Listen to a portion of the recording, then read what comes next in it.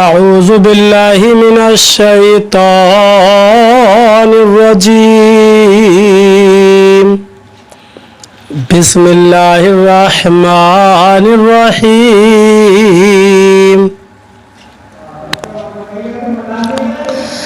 تلك حدود الله ومن يطع الله ورسوله يدخله جنات تجري من تحتها الانہار خالدین فیہا وذالک الفوز العظیم ومن یعص اللہ ورسولہ ویتعد حدودہ یدخلہ نارا خالدا فیہا ولہ عذاب مہین۔ ترجمہ کنز الایمان۔ اللہ کے نام سے شروع جو نہایت مہربان رحم والا۔ یہ اللہ کی حدیں ہیں اور جو حکم مانے اللہ اور اللہ کا اور اللہ کے رسول کا، اللہ اسے باغوں میں لے جائے گا جن کے نیچے نہریں رواں، ہمیشہ ان میں رہیں گے اور یہی ہے بڑی کامیابی۔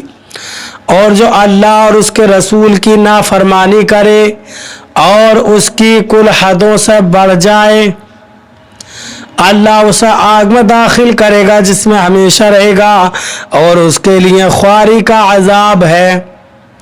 ترجمہ کنز العرفان۔ یہ اللہ کی حدیں ہیں اور جو اللہ اور اللہ کے رسول کی اطاعت کرے تو اللہ اسے جنتوں میں داخل فرمائے گا جن کے نیچے نہریں بہہ رہی ہیں، ہمیشہ ان میں رہیں گے اور یہی بڑی کامیابی ہے۔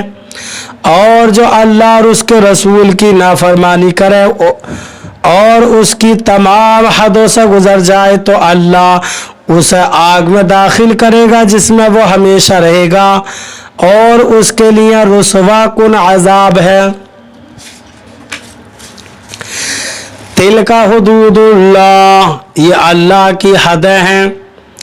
وراثت کے مسائل کو اللہ تعالیٰ نے اپنی حدود قرار دیا اور ان کے توڑنے کو اللہ کی حدیں توڑنا قرار دیا۔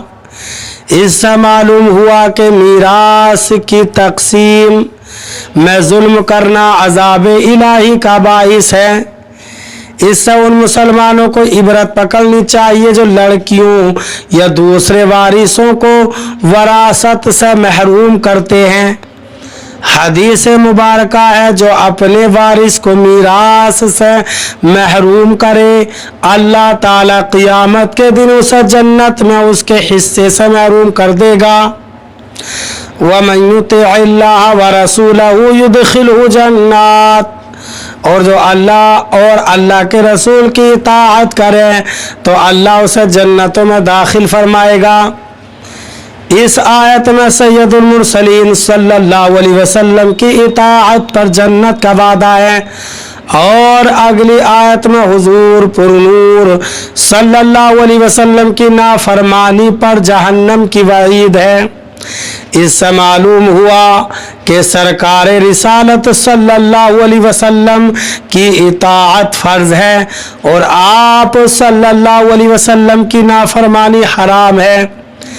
نیز کسی بھی حد شرعی کو توڑنا حرام ہے، لیکن تمام حدود کو توڑنے والا کافر ہی ہے، یعنی جو ایمان کی حد بھی توڑ دیتا ہے۔ اور اگلی آیتوں میں یہی مراد ہے کیونکہ وہاں نافرمان کے لیے ہمیشہ جہنم میں داخلے کی وعید ہے اور جہنم میں ہمیشہ کافر ہی رہے گا، مسلمان نہیں رہے گا۔